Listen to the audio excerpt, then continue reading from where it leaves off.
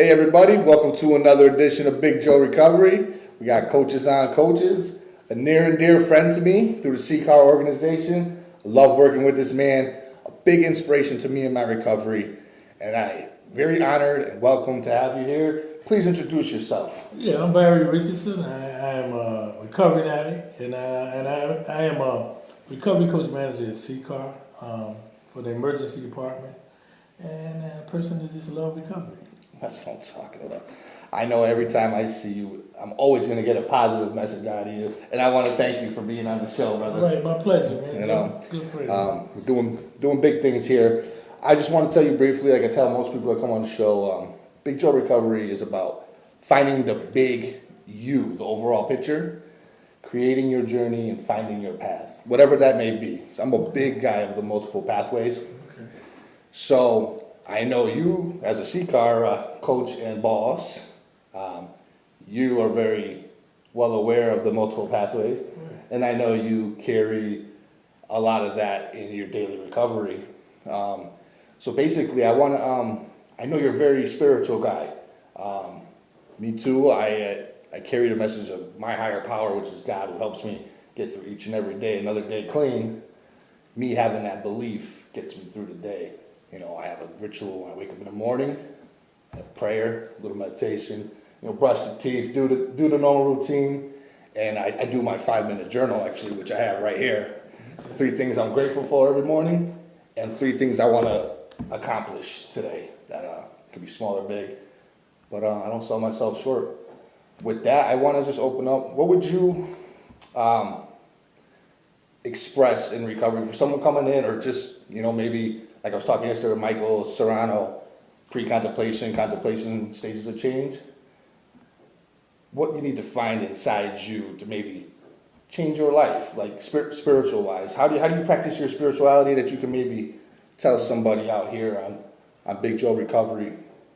Well, for me, recovery is a process, and most of, I wasn't used to doing anything that was a process. I was all about a quick fix, but the most important part of my recovery, and I think the part of the journey that was the most valuable to me, was the willingness to change. I had to find the willingness to change, because for years I was introduced to Narcotics Anonymous and other programs years and years ago, but I had no willingness to change. I had some information, I had opportunity, information, but no willingness.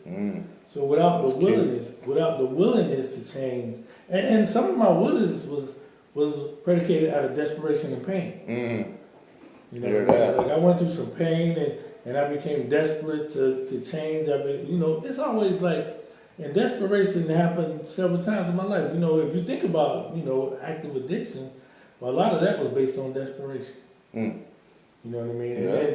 And then when it stopped working, then I had to find a way to change. And to be quite honest, I didn't know how to stop using drugs. I didn't know how to change. Right. And I had to find some people in a program that had a track record of changing, and people that knew how to change. That's right. And the worst part of it is I didn't know how. So, just a little brief background.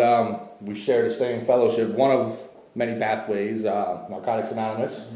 How did you find Narcotics Anonymous, and how did it help you find you and start working on that change?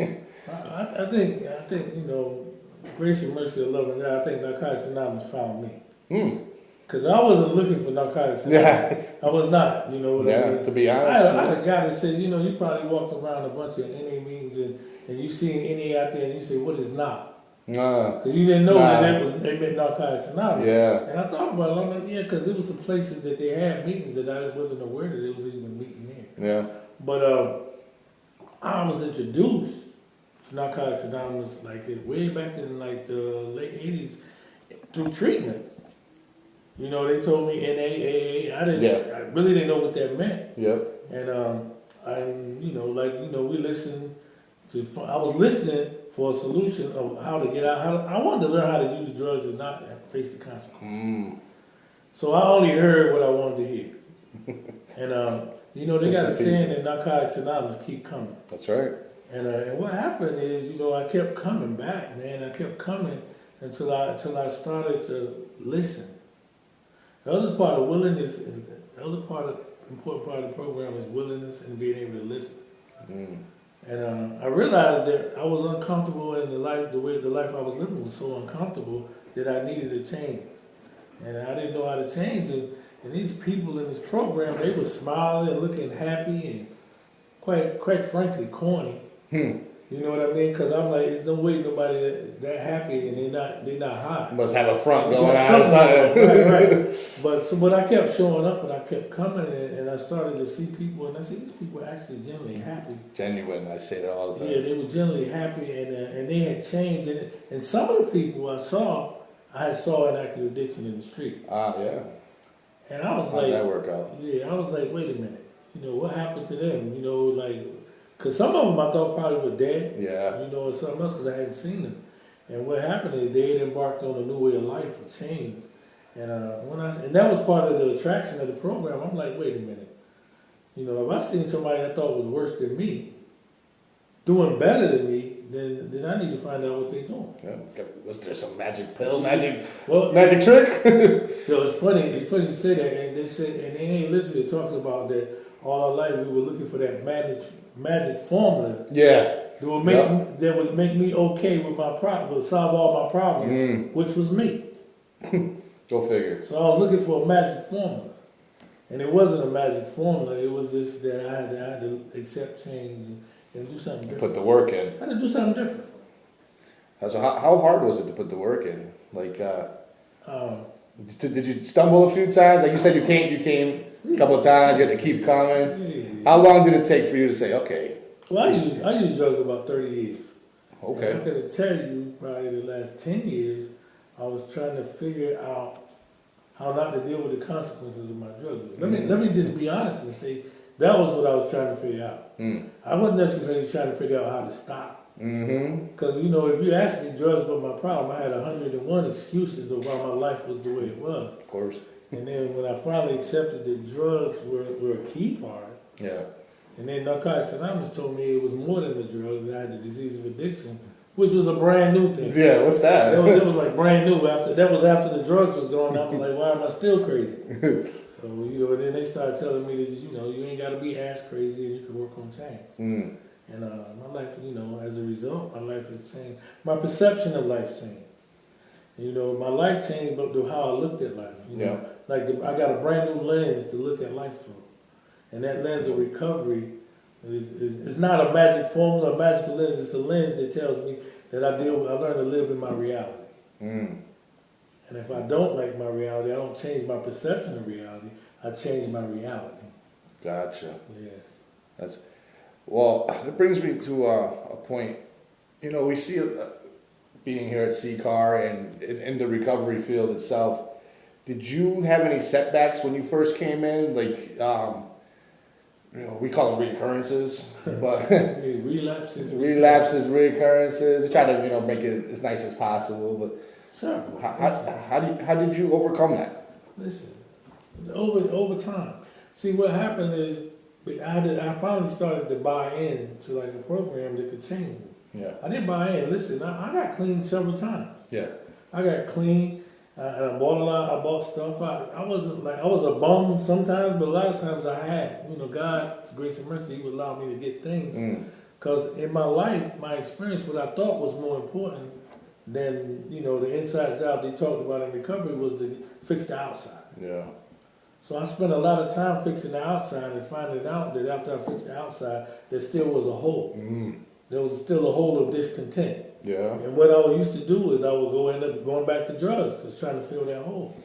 Comfort, right? Yeah. So what happened eventually, I ran out of things to put in the hole. You know what I mean? Like, and I bought cars, I bought clothes, I had an apartment, I had girls, all that stuff that I value. I ran out of those. None of that stuff was working no more.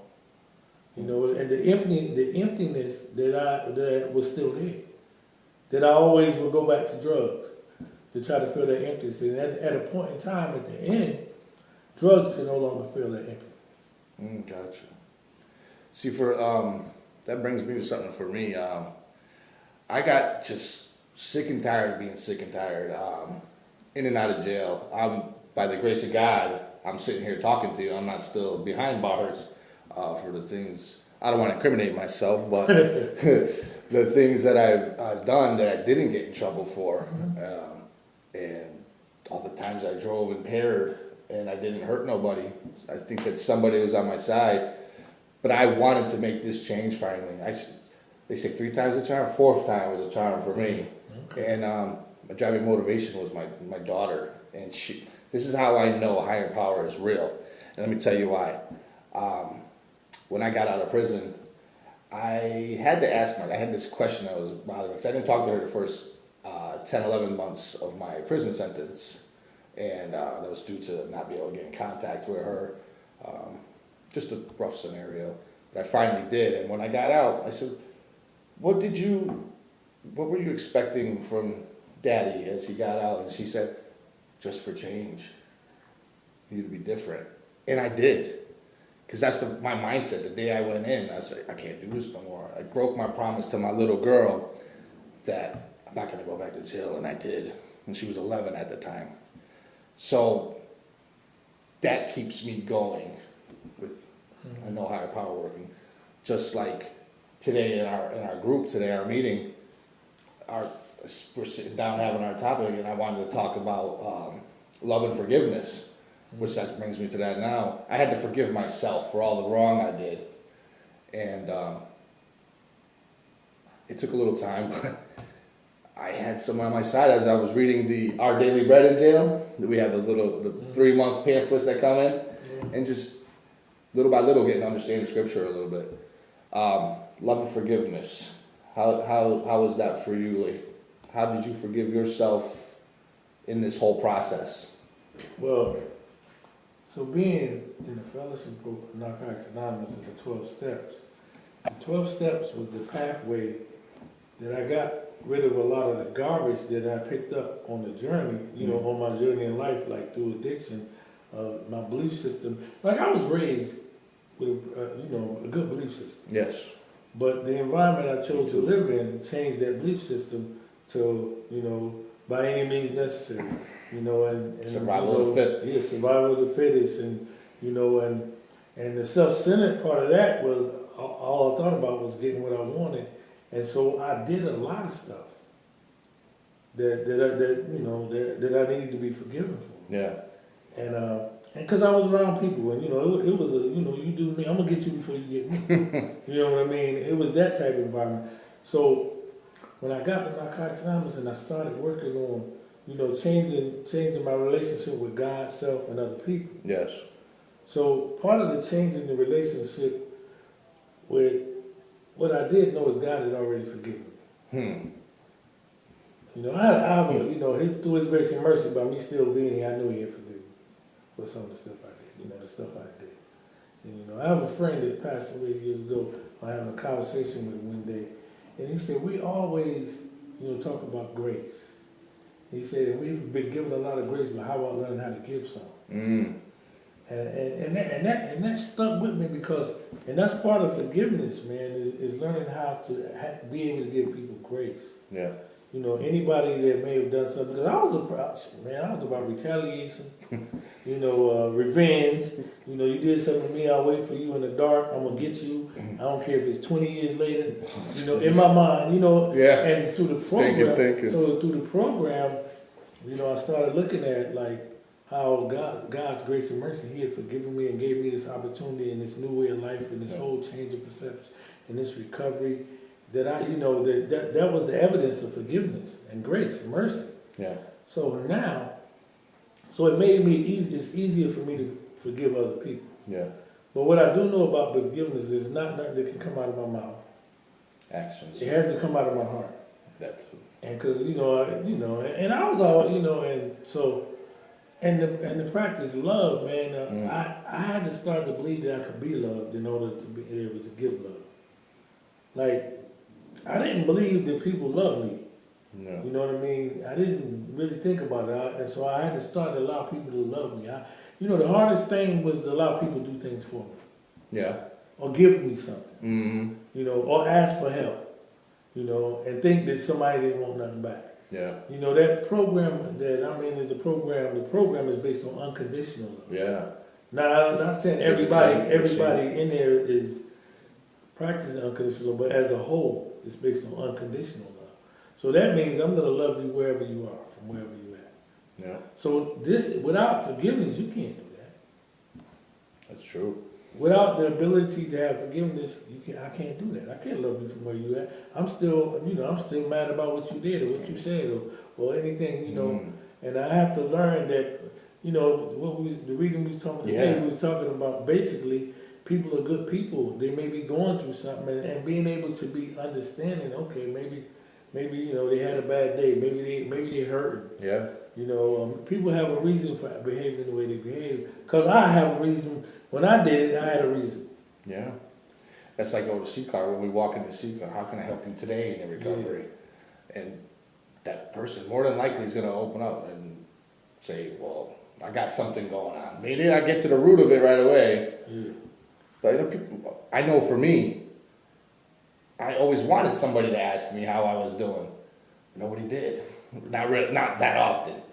And I was going through a lot of shit because I had so much stuffed in me from over the years. Right. So I know exactly what you mean there. And I think open communication is, if somebody asks you how you are, answer them honestly, right? Yeah, that's the hard part because, you know, and still today, even in recovery, we want people to think we're okay. Yeah.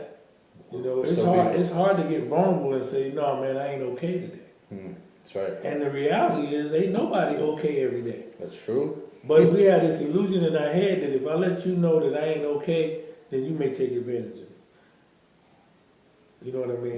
And so I got around bad some intentions. Yeah, but and this comes from the people that were around, you know, when I was in my addiction. Now I'm around some different people. Yeah. I tell them I'm not okay. They generally are concerned and want to help me. Yeah. See, one thing that recovery gave me is it gave me some new people in my life. Yeah. That were different, had different motives, and were different. You know, on the block, I could not get honest about what was going on with me. If I told you I was feeling some kind of way, they were looking for a way to use that to get the further their needs. Exactly. And that was the way I was when I came here. Yeah. So I had to retrain, you know, my way of thinking, man, and I had to be around some people that were living different. Gotcha. That's I say all the time. It's like going back to school again. You know, retraining that brain, rewiring that thing. You know, absolutely. It takes a lot of work. You know, I'd be lying to you if I said, "Oh yeah, it's gonna be easy." It's not. Learning was not easy. That's why you get grades in school, right? The grading system. But Barry, thank you so much. Thank you for your service. You're a great influence on me. And your message is always great. I love your posts online. Always a positive message. You know, it's one step closer to helping the world out in a good way. Thank you for that. And if you could send any last minute message to somebody who might be trying to find recovery, what do you got for somebody that might be looking? I always say give yourself the break. The best you're ever going to be is human. I like that. Thank you, Barry. All right. It's been a pleasure. Thanks for coming on Big Joe Recovery. Everybody, have a great weekend. It's the holiday weekend, Memorial Weekend. Stay blessed, stay safe. Be good, everyone. Take care. You're welcome.